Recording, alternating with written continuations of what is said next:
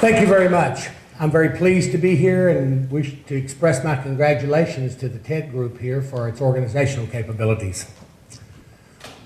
When I started college in the fall of 1966, sort of went as a hippie. Long pants, bell bottoms, tie-dyed, long hair, and an attitude. The world was supposed to be my playground, but the world didn't look very good in 1966. I watched the assassination of Martin Luther King, both Kennedys, the civil rights movement, a little conflict called Vietnam, where I lost 9 friends. In the intervening 4.5 decades, I've learned a lot about the world, had a chance to work in about 27 nations. I've developed a genuine sense of humor about things. You see, you have to have a sense of humor. I'm a bug doctor. We're going to take you on a little trip this afternoon, and I hope to create some images for you. I hope to make you smile, make you grimace, have you hold something live momentarily, you especially, okay? And maybe even make you a little paranoid. We're going to start this little trek through human affairs and insects with medicine. Now, the recent tragedy in Haiti has reminded us of what medicine used to be like. The amputation of limbs without anesthetics. Surgeons working on multiple patients with bloody hands. That's what it was like in the bivouac tents and the medical tents in the American Civil War. The germ theory of disease transmission came out immediately after the Civil War had ended. So when some people were given up on and drug out under the oak tree to die, they noticed they were living at a higher rate than those that were left in the surgical tents because of flies. Flesh-eating flies would lay eggs in the open wounds, the maggots would eat the dead flesh, and the saliva of the maggots had a healing effect. Thus was born what today is called maggot therapy, and is practiced in almost 300 hospitals in the United States today, including 2 here in Gainesville. You see, what you have to fear the most is not viruses, but bacterial infections. Because my parents' generation and mine so misused and overused the sulfa drugs that we don't have anything to fight most bacteria. And so insects offer us the capability of healing wounds that we used to depend on bacteria for. Now, what about the great neglected diseases of mankind? Some of these most of you have never heard of. You're familiar with malaria. What about onchocerciasis, filariasis, leishmaniasis? In mucocutaneous leishmaniasis, the lips and ears fall off. It's transmitted by a sandfly, bilharzia, guinea worm. If you add up all the people on the globe that die annually from cardiovascular disease, homicides, AIDS, and cancer, it's a mere fraction of the number of people in the tropics that are debilitated or killed in insect-vectored human diseases. They're insidious, some of them able to change their surface antigens as the human immune system gears up. It is the dead filarial worm that causes a problem in river blindness or onchocerciasis. So giving somebody medications to kill the worm causes the problem. It's an insidious problem. Pharmaceutical companies have no reason to invest. These are the poorest people on the globe. They can't afford the pharmaceuticals.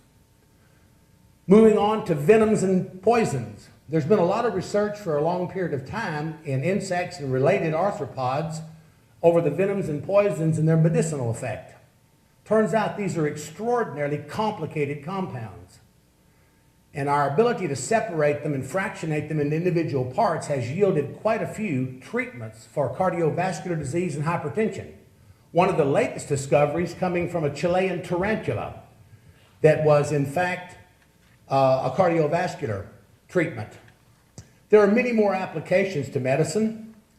I want you to consider yourself for a second as a mother who takes her 2-year-old daughter to the pediatrician. Little teary-eyed, little jitter, little diarrhea, little fever. The diagnosis, flu. An antibiotic is prescribed. But you forgot to tell the good doc something. You forgot to tell that doctor that 2 days before your daughter was out playing in your front yard, where 3 days earlier you'd sprayed an insecticide for chinch bugs. You see, your daughter has insecticide poisoning. Who would think to diagnose that? That's not part of medical school training. Now, these compounds make me say that you are the second generation of Americans who are in the world's largest uncontrolled experiment.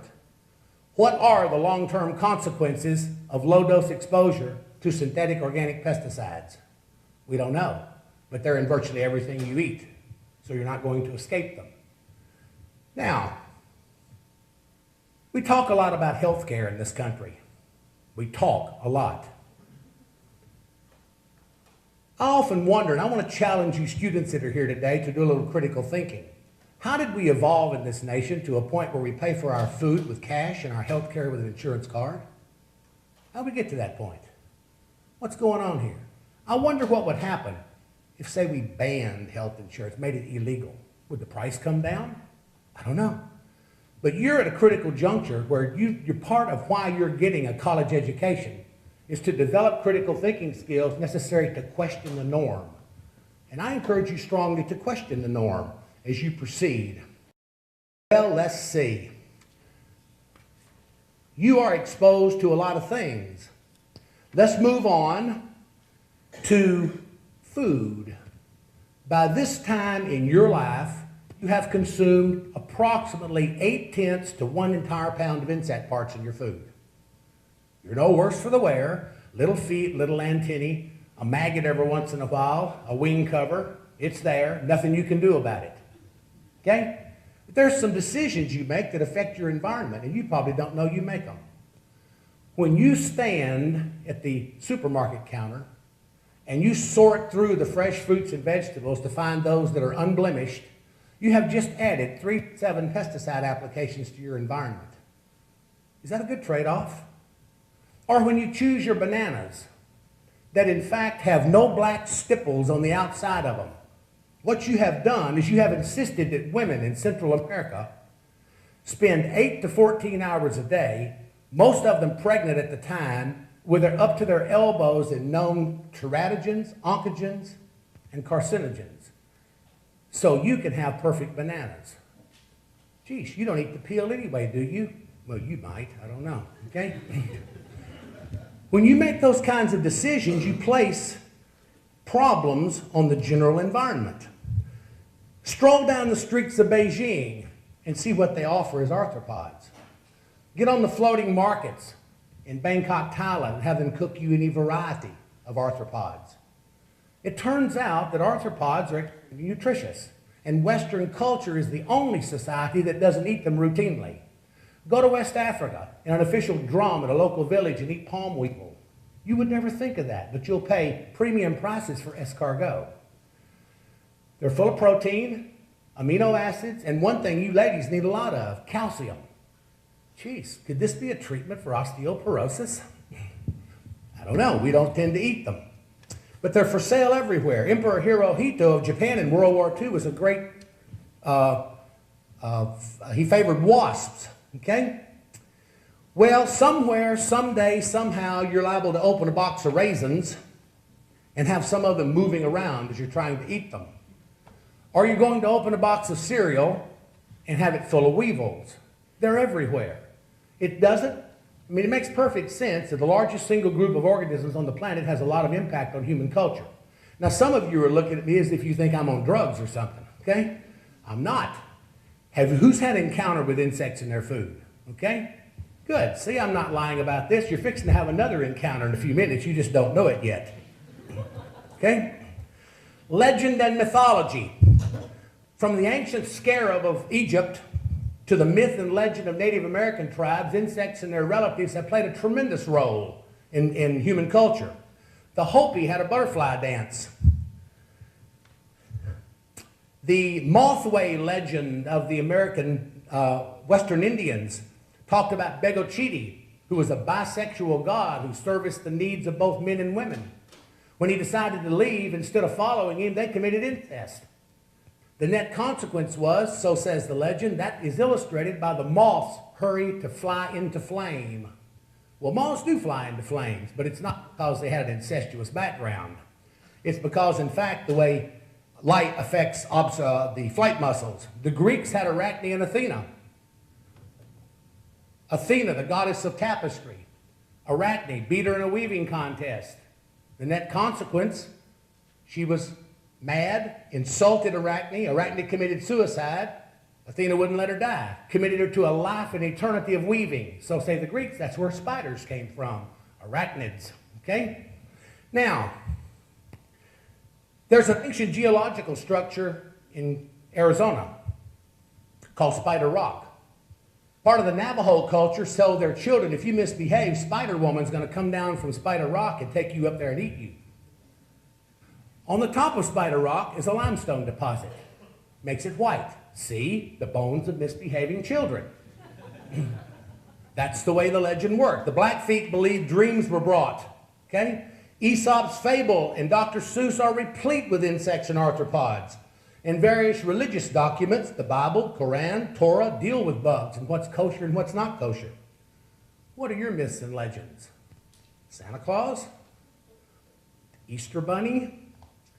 Well, human life is the most fun part of this and the role insects play in this. What is with you women and roaches? Most of you are so afraid of these things you'd rather deal with rattlesnakes. If I brought a bucket of hissing cockroaches and turned them loose right here, okay, the mess you'd have to clean up in this room from soiled clothing would be terrible, okay? And yet they don't bite, they don't sting, they don't do anything to you. It's amazing how people have certain phobias. Now, you might not know that 40% of the roaches get in your house through the sewer system. Yes, they swim up the sewer line into the toilet bowl and fly from there. So the next time you use the facility, remember, you might not be alone, okay? Insects and their first cousins are pervasive. They're everywhere. Some of them will seriously harm you. Spiders, black widows, and brown recluses can cause major necrosis. Scorpions in the desert southwest can kill people, and they're everywhere in your fruits and vegetables. Not all the time, but just when you expect them the least. Not a year goes by without a bed bug outbreak on the campus here at the University of Florida. These are blood feeders. They feed at night, go back in hiding in the day. And they have the most bizarre mating ritual you could ever imagine. You see, the female bed bug has no genital opening, so when the male gets ready to mate, he simply punches a hole in her and mates. Nasty little critters, okay? When you were a kid, you told the kids you didn't like they had cooties. Body lice. They gave rise to the saying, you're lousy, meaning a poor performance. Head lice are still a major problem among dormitories, public schools, and the homeless. And all of us have 1 to 2 species of mites that live constantly within our eyebrows. They do us a very big favor, eating dead skin. If you've been outside in the summer in the state of Florida, you picked up a tick. Guys, don't be macho. Striking a match and sticking it to the tick doesn't do any good. Ladies, don't be cool. Covering it with fingernail polish doesn't do any good. It's bored in, okay? You'd also be surprised how many products you use. About 40% of what you ladies plaster on your face and body every day comes from insects. In terms of cosmetics and makeup. Lac, the hard tips of your shoes, the solid soles, most candles, and lots of dyes and paints all come from insects. Go to any flea market, you'll find earrings for sale that came from an immature, sort of the bag lady of insects in an aquatic environment. But the real fun is living in my neighborhood. When my neighbors find out I hold a PhD in entomology, hey honey, we got a bug doctor in here, okay? And they start bringing me stuff. What is this? Will this hurt my wife and children? Now the guy on one side likes to mow his yard at 7:30 on Sunday morning. So to him, roaches will attack you aggressively. Sir, I would move if I were you. That thing will kill your kids, okay? Gotta have a little fun with this stuff, okay? Well, they bring me love bugs. You want to know what these two-headed bugs are? And they repeat the legend that they were invented and released by us entomologists at UF. Nah, if we'd have released them, they'd have been big enough to hurt dogs, okay? I think somebody at Florida State did it. Kids love bugs. You see them watching ants coming in a trail. If you teach them when they're young, they wet their fingers and go through the trail, they get a kick out of the fact the ants scramble. They can't find where they're going. because you broke the pheromone trail. Little kids like that. They laugh about it, okay? And insects are among the first things they observe in life, okay? Well, we've got to cut our little adventure short. I hope you can tell that I love what I do. The chance to impact disenfranchised people in the global agricultural community, my neighbors and my students as they form philosophies and move on in life is an awesome responsibility. You find, those of you who have yet to have careers, that it is not the salary you make, but the satisfaction you get from your work that's going to make all the difference in the long run. I wish you the best. I wish you get the career where you're as happy doing what you do as I am doing what I do. May all the bugs in your yard be the beautiful and aesthetic kind, and may you enjoy the extra protein in your meals. Thank you very much.